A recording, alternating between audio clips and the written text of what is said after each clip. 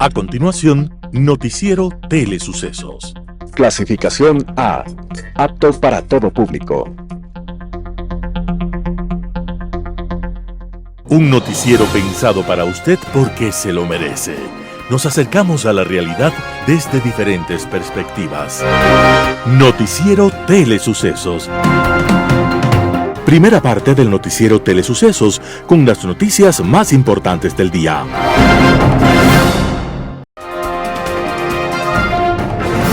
Un día como hoy. Cuentan que un rey, engañado por astrólogos, creyó que su hijo a punto de nacer habría de sembrar la desgracia en el reino. Entonces, para evitar aquel destino, lo encerró desde su nacimiento, amarrado con cadenas, en una torre solitaria y aislada. El niño príncipe se llamaba Segismundo, y cuando se hizo adulto, su padre lo llevó a palacio para ponerlo a prueba. Aquel príncipe, que no conocía otro mundo, desconcertado, cometió 1000 torpezas, y su padre, asustado por lo que parecía ser el destino de los astros, lo narcotizó y lo llevó de nuevo a la torre. El príncipe entonces pensó que todo lo que había vivido era un sueño, y dijo: ¿Qué es la vida? ¿Un frenesí? ¿Qué es la vida? ¿Una ilusión? ¿Una sombra? ¿Una ficción? El mayor bien es pequeño, que todo en la vida es sueño y los sueños, sueños son. Pero tiempo después hubo una revuelta en aquel reino y el pueblo llevó a aquel príncipe al trono. El príncipe entonces, ya en el poder, entendió todo lo que había sucedido y realizó un gran gobierno que su pueblo agradeció. De esa forma, la historia nos recuerda que nuestro destino no está trazado en los astros, sino escrito por cada uno de nosotros, por nuestras acciones personales. Esa obra se llama La vida es sueño, y el autor es el escritor español Pedro Calderón de la Barca, prolífico, brillante y polifacético hombre de letras que estaba naciendo un día como hoy, 17 de enero de 1600, y gracias a él sabemos que la vida es sueño. Y que los sueños, sueños son. Las principales noticias del día. Titulares. Corte Nacional definirá su terna para la judicatura el viernes 17 de enero. Una resolución permitirá que los pagos virtuales bancarios sean en tiempo real. El Tribunal Contencioso Electoral admite a trámite una denuncia por presunta infracción electoral contra Daniel Noboa.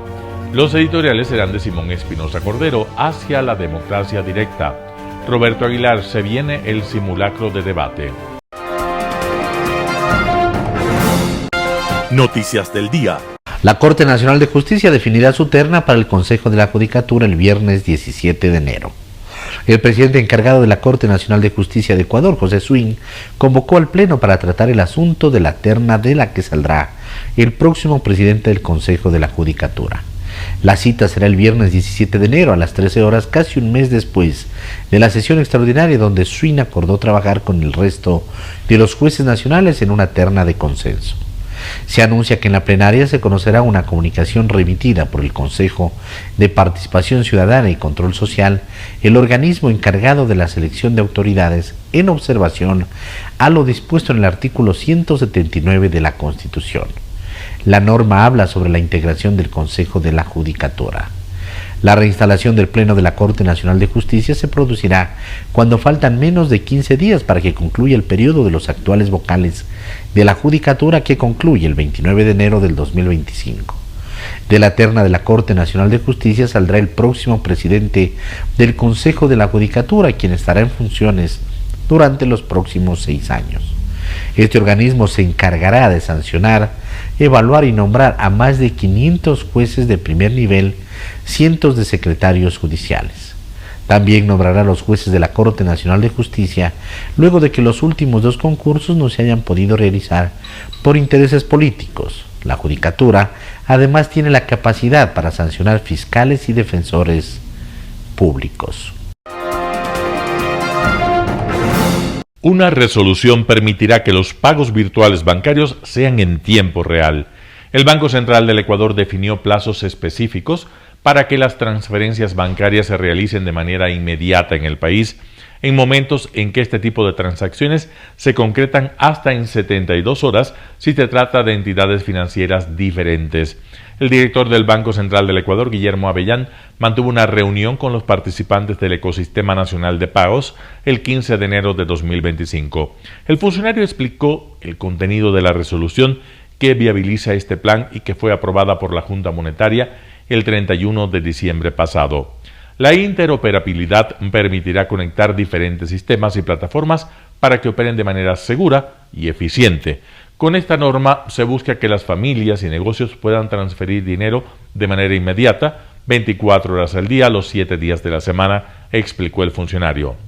La referida resolución establece la obligatoriedad de procesar pagos en tiempo real, ya sea a través de redes privadas o del Sistema Integrador de Pagos SIP del Banco Central del Ecuador. Además, introduce la homologación de los códigos QR, cumpliendo con estándares internacionales de eficiencia y seguridad.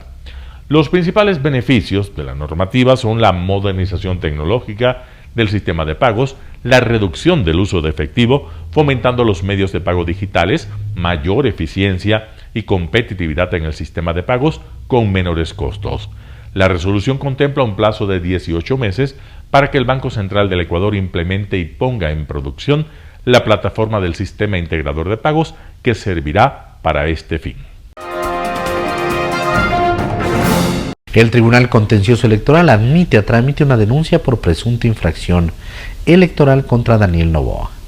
El juez del Tribunal Contencioso Electoral, TCE, Joaquín Viteri, dispuso admitir a trámite la denuncia electoral en contra del presidente de la República y candidato a la reelección Daniel Noboa, interpuesta por Giovanni Atariguana, director del Movimiento Unidad Popular, que auspicia al también aspirante a la primera magistratura del país, Jorge Escala. Noboa fue denunciado por infracciones electorales grave y muy grave, tipificadas en los artículos 278, numeral 3 y 279, numeral 5, estipulados en el Código de la Democracia. El primero se refiere a servidores públicos que induzcan el voto a favor de determinada preferencia electoral o promueva aportes económicos a una organización política o a un candidato. El segundo artículo habla sobre el uso de bienes o recursos públicos con fines electorales. La persona denunciada, en este caso Daniel Noboa, tendrá 5 días para contestar a partir de la última citación recibida. La denuncia sostiene como hecho que la infracción electoral muy grave se habría cometido el 5 de enero del 2025, fecha de inicio de la campaña electoral, cuando en el ejercicio de funcionario público y acompañado de funcionarios de su gobierno y más servidores públicos, desde el Palacio de Gobierno hizo un llamado a los ciudadanos, induciendo el voto de los electores a favor de su candidatura presidencial y de sus candidatos a asambleístas. En la concentración, añade el documento, se repartían muñecos de cartón con la imagen del presidente candidato por parte de sus simpatizantes, quienes contaban con banderas, camisetas y más distintivos que identifican al movimiento Acción Democrática Nacional ADN, lista 7, que auspicia las candidaturas del ahora denunciado y los postulantes a la dignidad de asambleístas en un evidente acto de proselitismo político. Entrevista del día. En Radio Sucesos estuvo Carla Álvarez, docente de la IAEN, el tema la crisis de seguridad en el Ecuador. Escuchemos lo que nos dice. Nosotros, creo yo que como Ecuador no podemos hablar de un estado más pacífico. Sin duda hay una reducción de las muertes violentas, es una reducción que digamos es significativa, son 10 puntos en la tasa de muertes por cada 100.000 habitantes, y eso es como una cosa que se puede agradecer. Ahora bien, ¿eso es todo lo que representa la seguridad? Creería que la respuesta es no. No es que sentimos confianza de salir a la calle por la noche, estamos atemorizados y atemorizadas. Y adicionalmente de esto, vemos que hay otros delitos que se cometen en la sociedad. Vemos lo que tú has mencionado, secuestros, extorsiones. Y además de eso, vemos que ha crecido el reclutamiento de niños, niñas y adolescentes, que no hay empleo, que bueno, este mes y el mes anterior vivimos con luz, pero pasamos grandes periodos sin luz, lo que aumenta la sensación de inseguridad. Porque claro, necesitamos comprar una alarma, no queremos estar solos en casa porque no hay luz en todo el barrio, nos movemos en unas horas y eso afecta a la economía. Y de repente se genera un gran círculo donde la inseguridad además del contexto de violencia, también es una inseguridad que afecta a nuestra economía, a nuestros bolsillos, que nos quita la paz. Entonces, estamos en un estado de zozobra. A esto súmele usted la terrible noticia de los niños de las Malvinas de diciembre, ¿no? Que además se dio en fechas emblemáticas para los que son religiosos, cristianos, pues estas noticias fueron emblemáticas y vemos que hay una crisis en la justicia. Entonces, lo que puedo decir es que nos sentimos, todavía los ecuatorianos y ecuatorianas, nos sentimos en un estado un poco de shock, donde hay múltiples crisis que afectan a nuestra vida cotidiana y esto hace que no podamos hablar de pacificación. O sea, lo de las muertes violentas habría sido un indicador fenomenal si es que habría venido acompañado de otras cosas más que refuercen esta sensación. Pero como no, resulta que podría incluso pasar inadvertido un indicador que es absolutamente positivo. ¿Por qué? Porque estamos sometidos a estas crisis, como le he comentado. Bueno, es bastante complejo y lo que está sucediendo duele al país realmente. Yo quisiera topar el tema, Carla, de los asesinatos a alcaldes.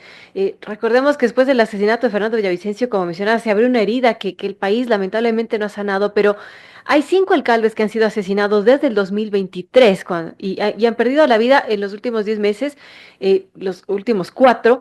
El último, lamentablemente, se dio hace poco con el alcalde de Arenillas, Ever Ponce. Todavía se está investigando este asesinato, pero ¿qué nos dicen estos asesinatos? ¿Qué nos dice de la penetración del crimen organizado con los distintos estamentos del Estado? Hay una publicación que nos catalogó incluso de un narcoestado. No creo que lleguemos a ese nivel de narcoestado, pero con las acciones que están haciendo estas bandas criminales intentan al menos penetrar y creo que lo han logrado en gran medida. ¿Qué podemos decir de estas muertes, de estos asesinatos de alcaldes? 5 alcaldes desde 2023 asesinados. Sí, y no son las únicas figuras políticas, también tenemos asambleístas, candidatos asesinados. Bueno, lo de Hace Fernando poco secuestraron Villavicencio. a un asambleísta que la liberaron, pero eso está pasando. Sí, porque lo que pasa es que nosotros, al menos desde el 2021, hemos visto un crecimiento significativo de la violencia política, ¿no? Es decir, no, esto no es ninguna novedad. No deja de ser doloroso, pero no es una novedad. Venimos de este contexto de violencia política ya desde por lo menos 2 periodos electorales. Esto es especialmente grave porque esto tiene una afectación a la democracia, pero lo que a mí me preocupa un poco es que la reacción de la ciudadanía un poco es preguntarnos, ¿qué vamos a hacer? ¿Cómo? Son preguntas de temor, ¿cómo vamos a resolver esto? Y bueno, pero lo que deberíamos hacer es hacer una exigencia al gobierno para que proteja a los candidatos, para que se tomen más medidas, para que hayan los recursos suficientes para que se proteja a las personas que están en condición de candidatura, porque eso, como digo, blinda la democracia, blinda el buen funcionamiento del sistema de elección de nuestros representantes. Esteban Ron, decano de la Facultad de Ciencias Sociales y Jurídicas de la UICEG, habla de las reglas para el debate presidencial. Vamos con la nota. ¿Qué te puedo decir alrededor de esta situación? Nuevamente, una discusión sobre la base de un problema inexistente, ¿sí? Recordemos que a partir de las reformas del Código de la Democracia en el año 2020, se crearon los debates obligatorios. Entonces, cuando nosotros tenemos en este caso una norma obligatoria que por lo menos exige la presencia, en este caso de todos los candidatos, no en calidad de presidente, candidato ni nada, sino de todos los candidatos, es decir, quienes estén inscritos como candidatos en la presencia y cuya presencia es obligatoria en un debate, creo que no hay materia de discusión, ¿sí? Tengo que decir, es inaceptable este discurso que se ha tenido a lo largo de los últimos meses, en el cual exfuncionarios, ahora candidatas o ministros de gobierno han dicho, en este caso, ya verá el presidente si cumple, ¿sí? Mejor dicho, ya verá si va o pide licencia. No, la pregunta sería, ya veremos si el presidente cumple o no cumple con la norma. ¿Sí te das cuenta del nivel de simpleza que es este razonamiento? Entonces, El debate es obligatorio según el Código de la Democracia. Hay una consecuencia jurídica en el caso de inasistencia bajo ninguna justificación. Y te digo, salvo un caso fortuito o fuerza mayor, y ahí es donde hay este riesgo de extender las normas, ¿no? Entonces, no, primero, no hay justificación, es absolutamente obligatorio que el presidente de la República que está inscrito como candidato asista al debate. Es inaceptable, nuevamente, como te digo, que se diga por parte de los miembros de ADN y de su campaña que ya van a ver si es que el presidente asiste o no asiste. Eso creo que está zanjado. ¿Cuáles son las consecuencias de inasistencia, Vero? Es una infracción muy grave, ¿sí? Que tiene una multa económica de al menos 21 salarios básicos unificados hasta 70, ¿sí? Ya conocemos que en este caso no se puede aplicar la destitución, pero sí la suspensión de los derechos de participación política de al menos 2 años, porque la norma del artículo 279 del Código de la Democracia te dice de 2 a 4 años suspensión de derechos de participación política, lo que obviamente acarrea el tema de no ejercicio de cargo público. Creo que hasta ahí, ¿sí? Hasta ahí la primera parte. Ahora, ¿qué pasa con lo que tú acertadamente señalabas respecto de su condición, ¿no? Claro. El sistema electoral, sí, y creo que lo hemos hablado ya hasta la saciedad, sí, el sistema electoral ecuatoriano es un conjunto de pasos. Los sistemas electorales, los procesos electorales se dice que son sistemas secuenciados, sí.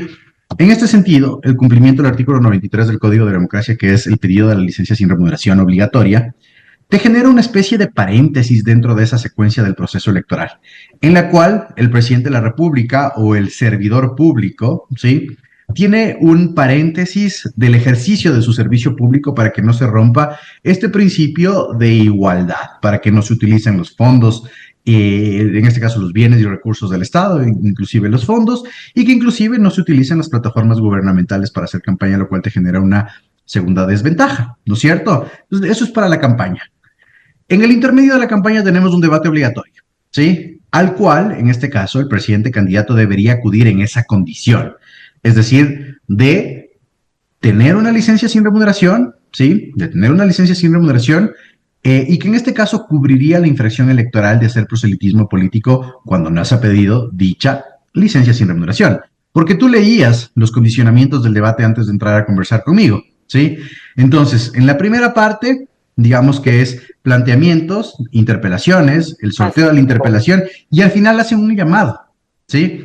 Hacen un llamado y una conclusión, y eso es permitido dentro del reglamento del debate, es decir, ese vota por mí, o vota por mi proyecto, o vota por mi organización política, y eso es un acto proselitista. Entonces, si es que el presidente Noboa llega al debate sin licencia, sin remuneración, la delgada línea de decir qué es infracción y qué no es infracción, él mismo se está poniendo, digamos que los límites, o en este caso precondicionamientos discursivos, para que al momento de debatir, ¿sí?, tenga que ser tal su técnica discursiva, tenga que ser tal su narrativa, que no cruce las franjas del proselitismo político, lo cual es sumamente complicado, sumamente complicado.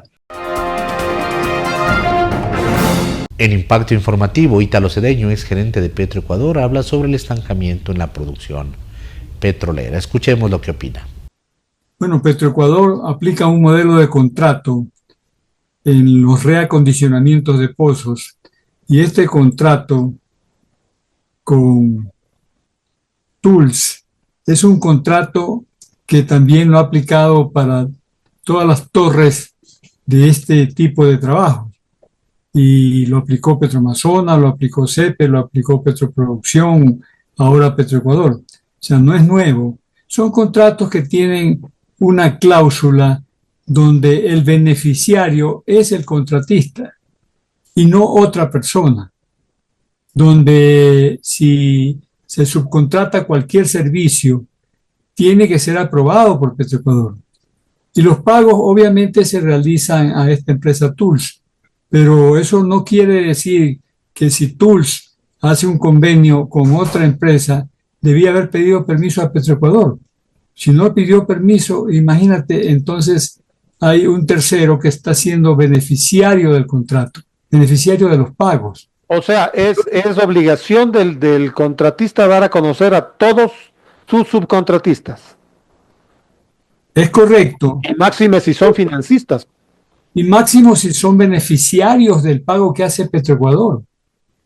Y sinceramente, si tú recuerdas el caso de Jan Topic tuvo una sentencia del Tribunal Contencioso Electoral porque aparentemente podría beneficiarse de dineros del Estado ecuatoriano a través de los contratos de la familia Topic con el Estado. En este caso no es que podría beneficiarse, sino que hay un beneficiario, sea a través de un fideicomiso, sea a través de una empresa de su propiedad. Por eso, pues yo pienso que en este caso debió haberse notificado a Petroecuador que hay un nuevo beneficiario y que los pagos se están haciendo a través de un fideicomiso. Yo no sé quién habrá aprobado, si es que Petroecuador aprobó, porque eso ocurre pues mucho después de que yo salí. Pero en todo caso, los contratos son estándar, se aplican en todos los reacondicionamientos. Petroecuador tiene 20 torres de reacondicionamiento, 3 de perforación, hay más de 1.500 pozos que están bajo el comando de Petroecuador.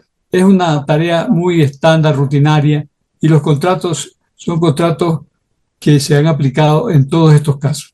Bueno, vamos a ver cómo evoluciona este tema. Hablemos de lo fundamental en Petroecuador y en el país, que es el hecho de que se encuentra estancada la producción petrolera.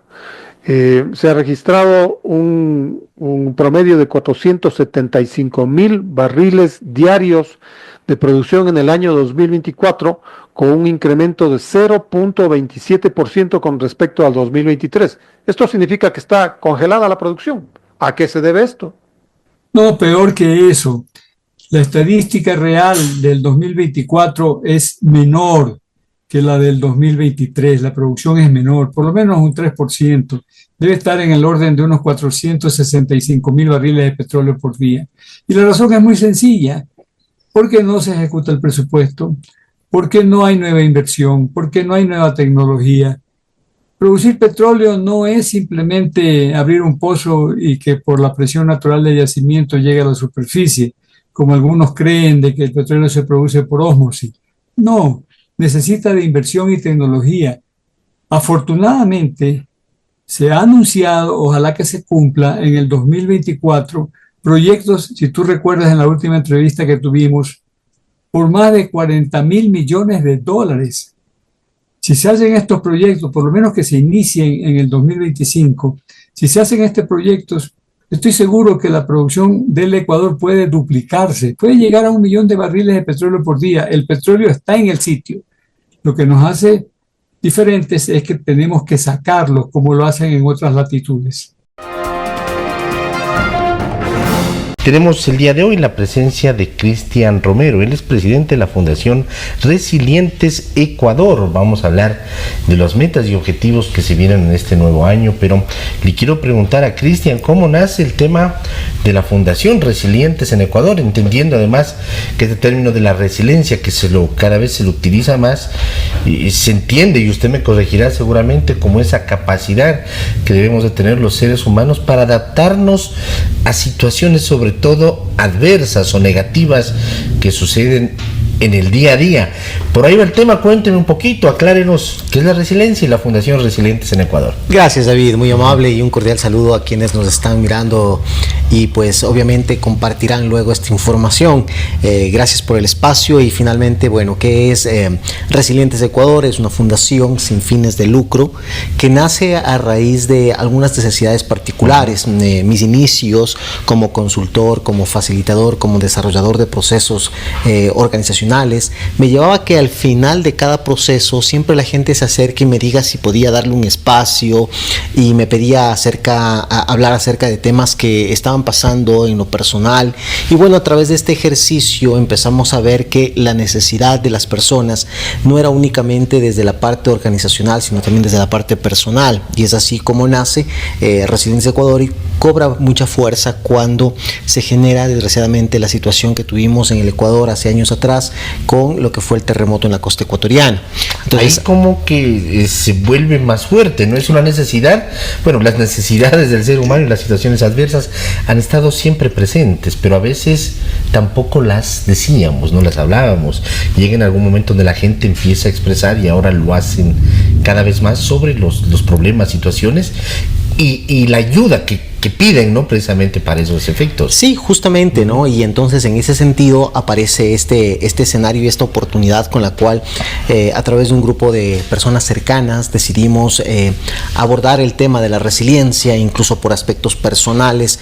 Empezamos a descubrir lo que es en sí la resiliencia, y cuando David me decía, corríjame si me equivoco, pues no hay mucho que corregir ahí, porque en efecto es la capacidad que tenemos para sobreponernos a las adversidades, ¿no? Sin embargo, mucho se confunde con la parte motivacional. Hoy vivimos una época donde, caray, el boom de la motivación, piensa y decreta, lo atrae, cuestión de decisión, el que no quiere es porque no, el que no puede es porque no quiere, y etcétera. Y este tipo de situaciones de alguna manera han quitado la parte esencial, la parte dogmática, la parte epistemológica de lo que significa realmente la resiliencia, ¿no?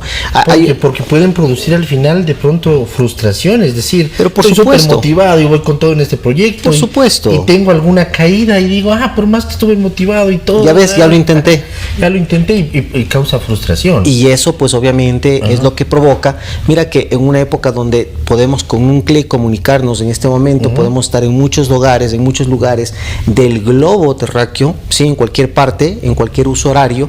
La tecnología nos permite comunicarnos en todo sentido, pero curiosamente es la época donde más soledad existe en las personas, donde épocas como las de diciembre que acabamos de pasar, o como las de la pandemia en su momento, puso en evidencia realmente cómo está el tema de nuestra salud, que no es solamente física. Según la OMC, habla acerca de que salud es ese equilibrio entre cuerpo y mente, y claro, nos hemos centrado específicamente en lo que es cuerpo, pero ¿qué pasa con nuestra mente? Hemos tenido casos recientes en la parte nacional. Tuvimos recién un deportista incluso que frente a la cámara dijo sonriente que está listo para actuar en la nueva temporada, y finalmente atentó contra su integridad, ¿no? Entonces esas son las historias que nosotros encontramos, y que pues obviamente no las decimos y no nos atrevemos a hablar, porque es una época donde el decir me siento mal, o el decir necesito ayuda, o el decir estoy triste, o el decir necesito apoyo, es de pronto sinónimo de debilidad, porque hoy es la época de los tiburones, es la época de los leones, es la época donde todos tenemos que lograr las cosas para muchas personas, y nos olvidamos un principio fundamental, y es que la realidad de las personas es completamente independiente. El mismo libro de motivación a una persona puede empoderarle y hacer que levante un imperio, y el mismo libro puede provocar de pronto que una persona vaya pronto atente contra su integridad, porque no sabemos lo que está sintiendo y lo que está pasando. Y cuando ese individuo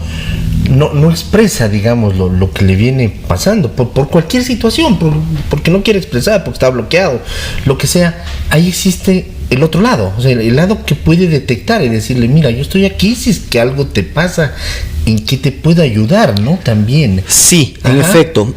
Muchas de las personas que toman contacto con nosotros son precisamente el entorno, ¿no? De estas personas que dicen, yo quiero que le ayudes. Es muy raro que la persona finalmente diga, yo quiero y necesito tu ayuda.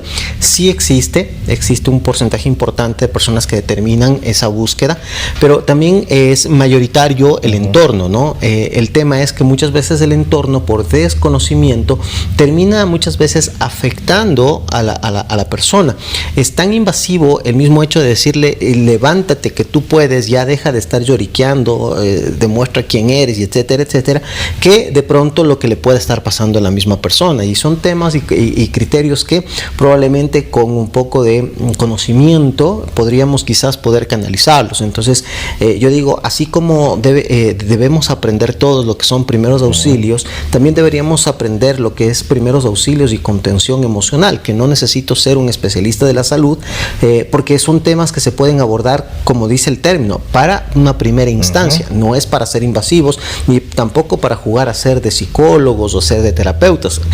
Cada persona y cada alineamiento debe manejarse de una forma muy apropiada. Y aquí viene un segundo elemento importante, y es que, claro, una de las actividades que también realizamos es la del coaching, y aquí hay que decirlo que personas que pasan un fin de semana salen con el título de coaching y ahora ellos empiezan a coachar a estas personas que están viviendo situaciones adversas y empiezan a topar situaciones que probablemente no son las que debería apropiadamente abordar un coach, sino probablemente un psicólogo y hasta un psiquiatra. Pero puede brindar ese primer auxilio. Lo importante aquí es que nosotros podamos visualizar la importancia de que nosotros, quienes nos dedicamos al manejo y al trabajo con personas, tengamos claridad de hasta dónde deben ir nuestras competencias para así no fracturar de pronto esa relación que debe existir entre las profesiones o entre las actividades propiamente dichas, ¿no? Entonces, bajo ese concepto, mira, vamos al hecho reciente.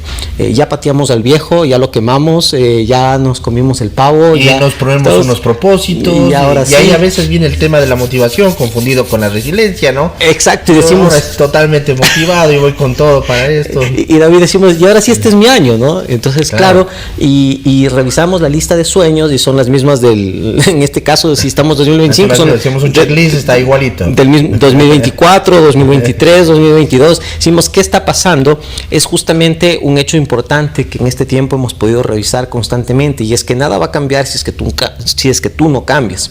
Nada va a mejorar si es que tú no mejoras, y nada va a trabajarse si es que tú no te trabajas. Entonces, pienso que este es un elemento fundamental porque vivimos en una época también donde los tips son importantes. Cristian, dame los 3 tips para ser resiliente. Aquí les va. Claro. Entonces, ¿qué pasa? Que la gente vive mucho de eso, ¿no? Del quiero para allá, quiero para ayer. ¿No? Mira, hoy en día se habla acerca de la economía de la atención, ¿sí? Donde todo el mundo se pelea por la atención y se dice que si en 3 segundos no captaste la atención de la persona en un video, eso ya pasó a la historia, ya fue un vamos al siguiente. Tendríamos que terminar este programa, ya no habíamos terminado hace rato. Hace rato esto se terminó. Y entonces, ¿qué sucede? Que no queremos hacer probablemente proceso, no queremos ver nuestra realidad. Entonces nos conectamos con redes, nos conectamos con el mundo, pero ¿qué pasa con nuestra conexión? Buscamos eso, ¿no? Algo específico. 5 tips para cumplir mi propósito del 2025. Y aquí les va. Alguien que 30 segundos la jale. Y sí, claro, tú puedes resumir los conceptos y las historias en unas pautas y en unos lineamientos, pero detrás de cada pauta y detrás de cada lineamiento existe un proceso que debe manejarse, y de eso no se habla. Claro, existe un bagaje, ¿no? Hay de conocimiento científico. Por supuesto. Y detrás de eso existe un análisis que han realizado algunas personas para que de esta manera se pueda proponer. Y entonces, mire, si yo le digo, busco una estructura de contención, por ejemplo, como un tip que le puedo dar. ¿Qué es una estructura de contención? Es buscar personas que en mi entorno, tanto en lo laboral, en lo familiar, en la parte de amistad, en la parte deportiva, etcétera, donde yo me muevo, en los círculos que yo estoy, que de pronto pueda ser ese sustento en el momento que vea que algo me está sucediendo.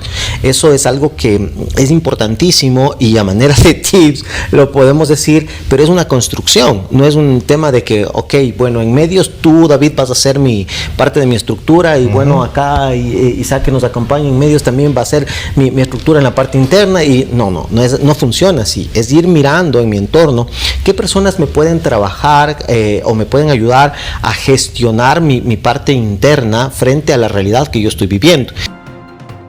Un panorama de noticias para su estatura intelectual.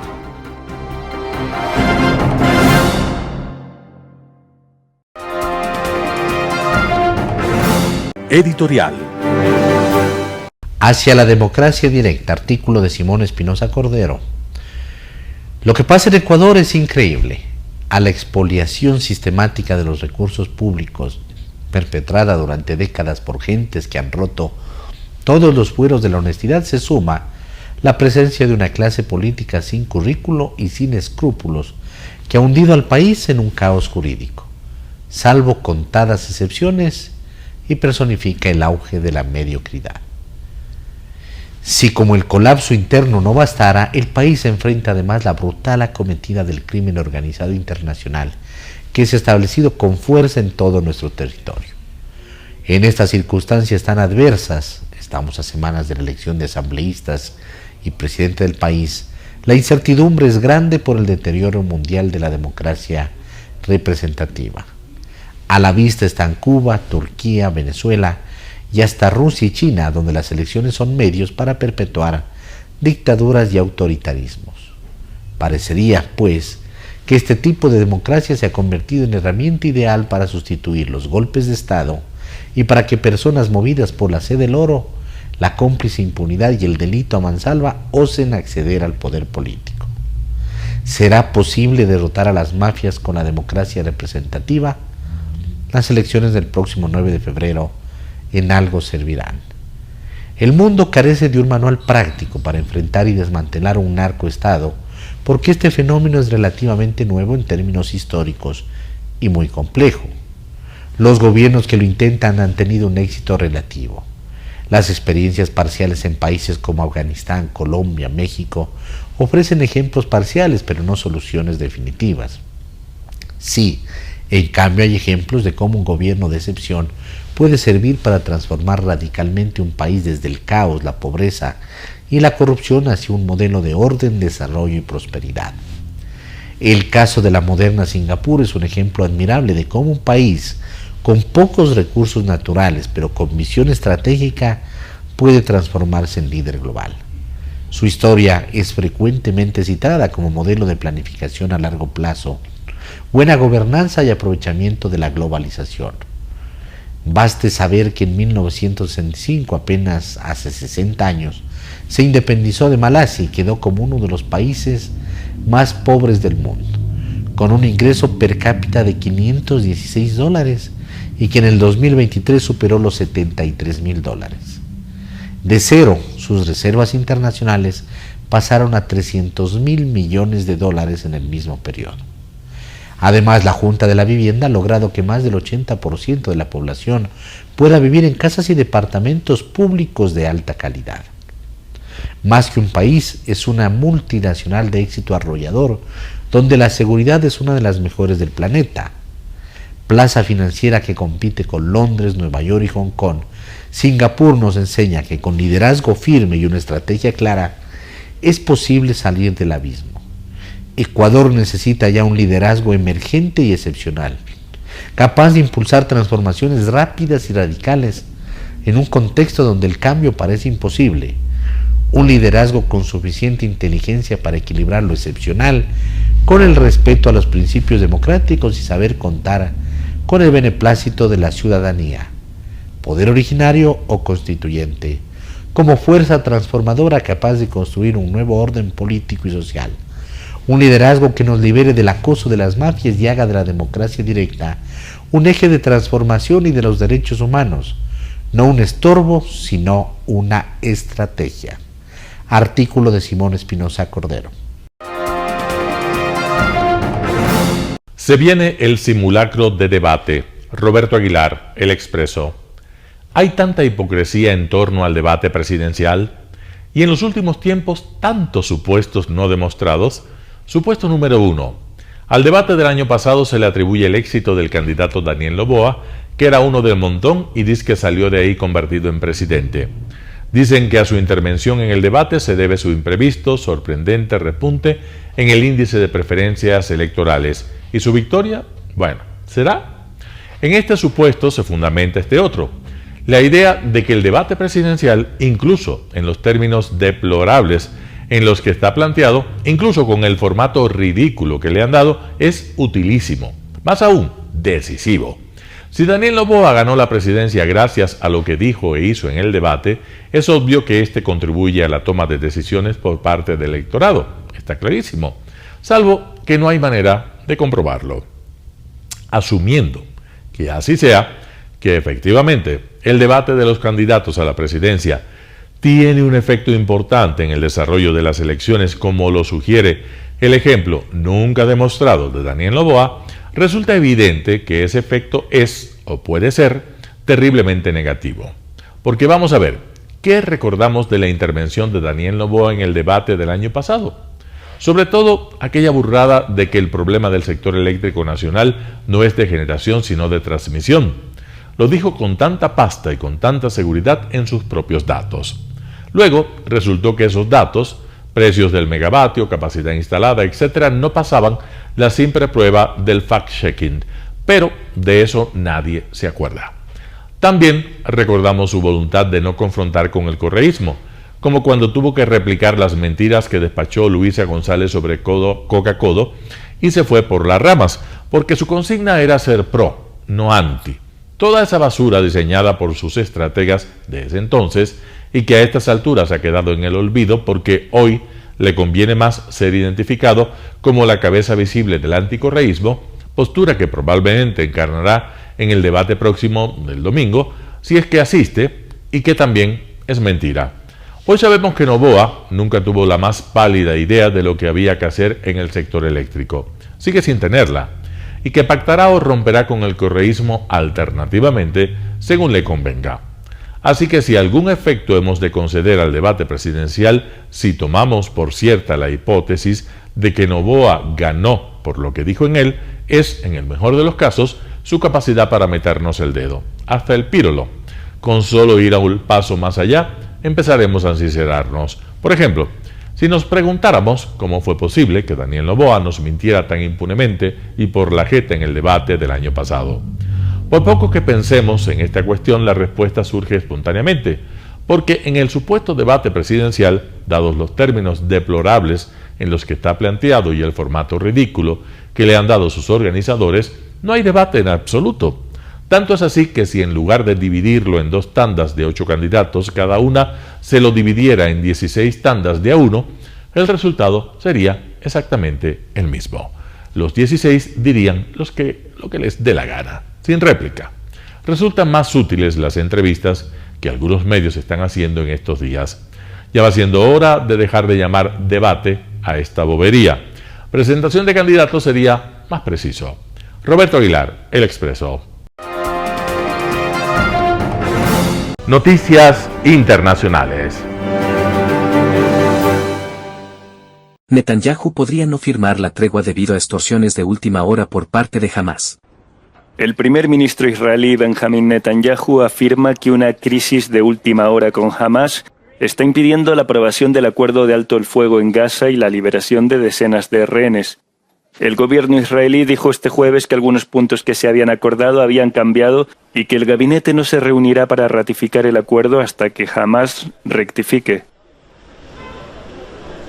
Until the agreement is finalized, again, with this jihadi organization, not famous for making agreements, plus we're in the Middle East, where in the last minute people try to get the best deal for themselves. This deal cannot be brought to Israel's cabinet. En Israel, mientras las familias de los rehenes esperan con ansiedad la tregua, algunos familiares de soldados israelíes exhibieron ataúdes en protesta contra el alto el fuego, que interpretan como una rendición ante Hamás. That deal will not let us make destroying the Hamas and bring to the nation a total victory. Mientras tanto, en Gaza, los intensos bombardeos israelíes ensombrecieron las celebraciones de los palestinos ante la perspectiva de un principio de acuerdo de tregua. El Ministerio de Salud gazatí indicó que los ataques israelíes han matado a más de 70 personas desde que se anunció el principio de acuerdo.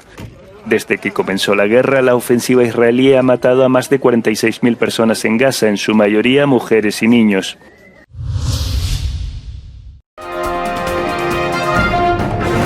Trump se centrará en Latinoamérica como ningún otro gobierno, según expertos.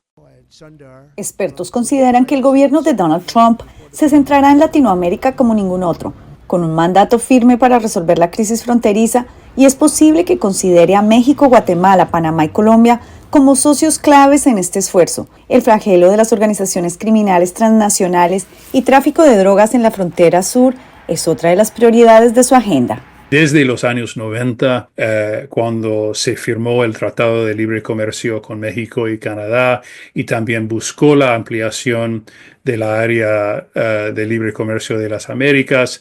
En esa época también se produjo la primera cumbre de las Américas en Miami. No hemos visto tanto énfasis en América Latina. Por su parte, Marco Rubio, el primer hispano elegido para secretario de Estado, si es confirmado, es un implacable enemigo de los gobiernos de Venezuela, Nicaragua y Cuba, denunciando con frecuencia sus violaciones de derechos humanos.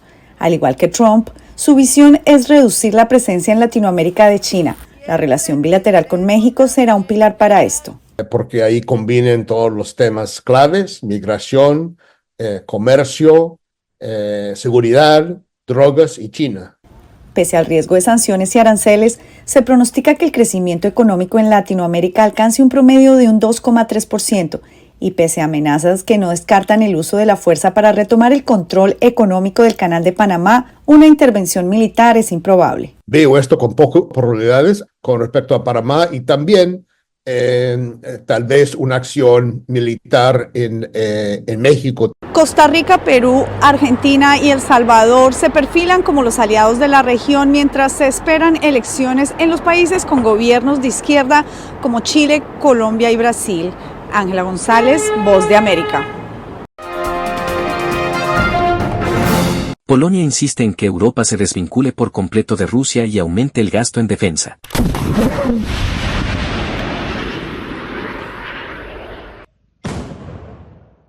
La seguridad es la principal prioridad de Polonia durante su presidencia rotatoria del Consejo de la UE, que comenzó el 1 de enero y durará 6 meses.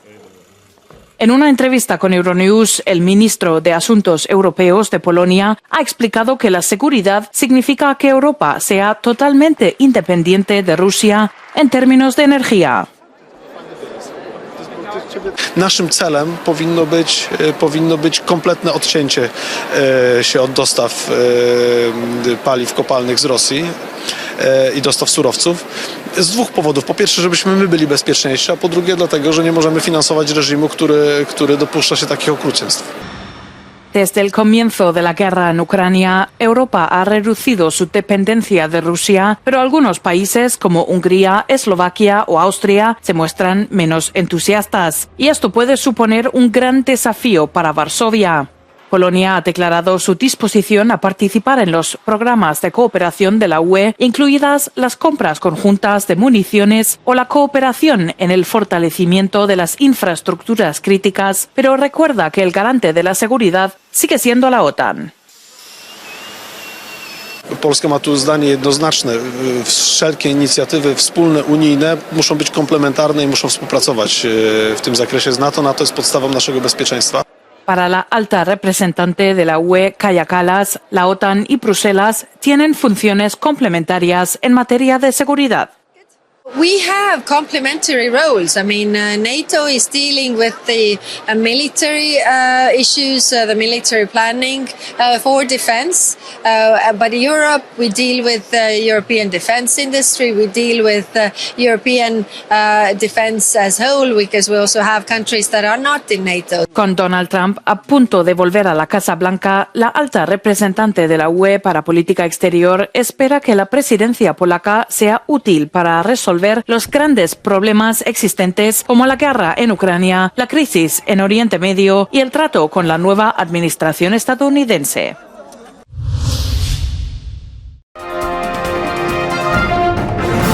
La Unión Europea estudia levantar las sanciones a Siria, petróleo, gas, banca y transporte, en el punto de mira. La Unión Europea está estudiando un amplio levantamiento de las sanciones a Siria, según un documento al que ha tenido acceso Euronews. El bloque se plantea levantar las sanciones en materia de transporte, exportaciones de petróleo y gas y actividades financieras y bancarias. El documento informal de la Unión Europea dice que cualquier posible cambio en las designaciones terroristas de grupos afiliados a Al-Qaeda, como el gobernante sirio Hayat Tahrir al-Sham, debe llevarse a cabo a nivel del Consejo de Seguridad de la ONU antes de que el bloqueo lo adopte. Según este mismo documento, la exclusión de la lista de grupos terroristas deberá estar sujeta a condiciones para evitar cualquier riesgo de financiación del terrorismo.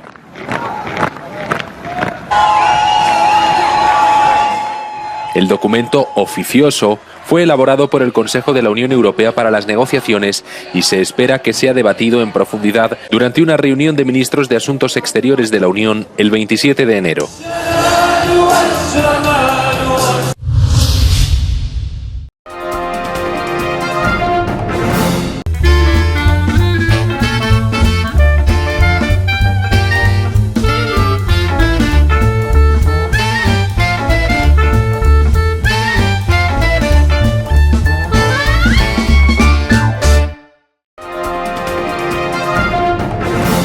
Telesucesos Sports. Deportes, deportes, deportes. Todas las tardes, 4 horas de lunes a miércoles, de 14 a 17 horas. Los jueves y viernes, 6 horas, de 12 a 20 horas. Desde Arena Telesucesos.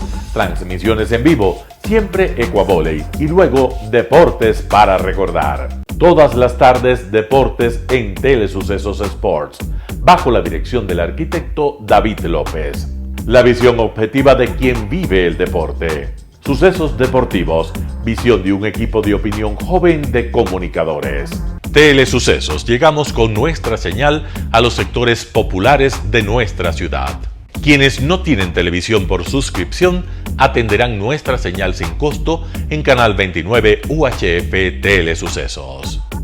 Siempre ecuatorianos, resaltamos nuestra identidad. El básquet, esgrima, tenis de mesa, taekwondo, box y muchos deportes más en Telesucesos Sport, sin costo desde la comodidad de su hogar en Telesucesos Canal 29. Arena Telesucesos es una importante y funcional edificación cubierta dispuesta para la práctica y desarrollo de eventos del Ecuavoley. Si deseas asistir a los encuentros en vivo de Ecuavoley, comunícate con nosotros a los números de teléfono 2021-224 o al 0989-973-725. Ven con tu familia y amigos a vivir la emoción del Ecuavoley. Emoción sin límites los días jueves y viernes desde la comodidad de su hogar. Resaltamos nuestra identidad como ecuatorianos iniciando transmisiones en Telesucesos del Ecuavoley, que representa, luego del fútbol, el deporte más popular de nuestro país y el que practican los ecuatorianos residentes en muchos países del mundo. Nuestra señal será transmitida en directo por televisión abierta en la ciudad de Quito y a través de las redes sociales a todo el país, así que llegará a Estados Unidos, España e Italia, creando a través del Ecuavoley un nexo fraterno entre ecuatorianos y entre los inmigrantes de nuestro país. Anuncie en Telesucesos Sport y llegue con nosotros a lo más importante del deporte popular. Telesucesos, con sus transmisiones, jerarquizará esta práctica deportiva, convocando importantes competencias de Ecuavoley dentro y fuera del Ecuador. Llegando con deportes no atendidos por los medios de comunicación que han concentrado su acción en el fútbol. El tenis, box, golf, racquetball llegarán a su pantalla de televisión en tiempo real a través de Canal 29 UHF, competencias que podrán ser atendidas a través de Facebook, YouTube y vivir los encuentros deportivos en directo y en tiempo real. Esté atento a nuestros horarios especiales de transmisión los fines de semana y feriados. Usted y su familia disfrutarán desde la comodidad de su hogar de las emociones del Ecuavoley, deporte tan nuestro. Somos inéditos y para ello disponemos de un escenario cubierto propio, Arena Telesucesos, desde donde transmitimos nuestros encuentros masculinos y femeninos de este deporte. Simple y gratuito. Llama a nuestros números de contacto 2021-224 o al 0989-973-725 y regístrate como invitado especial para nuestros eventos en vivo. Arena Telesucesos, el escenario cubierto para la práctica del deporte 100% ecuatoriano, el Ecuavoley. Telesucesos es un canal de televisión que incorpora a su programación manifestaciones culturales y deportivas que marcan la identidad de nuestro país. Consideramos que el Ecuavoley es una manifestación deportiva con partida de nacimiento popular y nombre propio ecuatoriano. Arena Telesucesos, funcional espacio cubierto para la práctica y desarrollo del deporte. Arena Telesucesos, el escenario para campeones. Arena Telesucesos atiende deportes de su preferencia: básquetbol, tenis de mesa, esgrima, taekwondo, fútbol sala, box, halterofilia. ¿Cómo llegar? Nuestras instalaciones se encuentran en el norte de la ciudad, en un sector de gran crecimiento y desarrollo urbano al que se accede a través de la vía E35, más conocida como la Avenida Panamericana Norte. Desde el centro comercial El Portal, a 2 kilómetros a la derecha, se encuentra la calle García Moreno, antiguo camino a Llano Grande, una arteria en la que se desarrollan dinámicos comercios. Junto al centro comercial Ciudad Alegría, a 100 metros, hemos llegado a nuestras instalaciones, Arena Telesucesos, la cancha del Ecuavoley. Por fin tiene usted un espacio de difusión de su deporte preferido. Telesucesos, el canal de televisión siempre inédito. El noticiero Telesucesos es retransmitido de lunes a viernes a las 7 horas por Radio Planeta Sur 106.1 FM de la ciudad de Loja. Noticiero Telesucesos. Las opiniones vertidas en este espacio por la producción y dirección del programa son de exclusiva responsabilidad de sus autores y de quienes intervienen en ellos.